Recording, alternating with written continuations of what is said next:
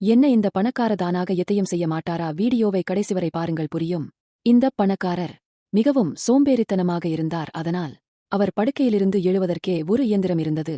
மெத்தையை தூக்கி அவரை நேராக நிறுத்திவிடும். அதுதான் அவரது நாள் தொடக்கம். பிறகு வேறொரு இயந்திரம் பற்களை துலக்கும், முழு உடலை கழுவும், தொண்டையையும் சுத்தம் செய்யும். சாப்பிடும்போதும் ஒரு கரண்டியை வாயில் வைக்க தேவையில்லை. அதிக நவீன தொழில்நுட்பம். அவருக்கு ஒரு கிளிக்கூட தவறாமல் உணவை வாயில் வைக்கும். அவர் ஸ்கிரீனை பார்த்துக் கொண்டே பேச வேண்டும் என்றாலும் அவர் நேரில் பேசுவதில்லை. ஒரு வாய் செயலி அவருக்காக பதிலளிக்கும். அவர் வீடு முழுவதும் செயற்கை நுண்ணறிவு மூலம் இயங்கும் ரோபோ அரண்மனையாக மாறியிருந்தது. இப்பொழுது அவர் நடக்கவே மாட்டார். தானாக இயங்கும் சக்கர நாற்காலி. தோட்டம் செல்ல வேண்டுமானாலும் அதில்தான். பணத்தால் வாங்க முடியாதது அவரிடம் எதுவும் இல்லை. ஆனால் தானாக ஏதாவது செய்யும் உணர்வும் ஆர்வமும் முற்றிலும் இல்லாமல் போனது அவருக்கு. அறிவியல் மற்றும் தொழில்நுட்பத்தின் மூலம் அவர் பூரண வசதியில் வாழ்ந்தாலும் முயற்சியின் மதிப்பையும் இயக்கத்தின் அருமையையும் ஒரு செயலின் எளிய சந்தோஷத்தையும் அவர் மறந்துவிட்டார்.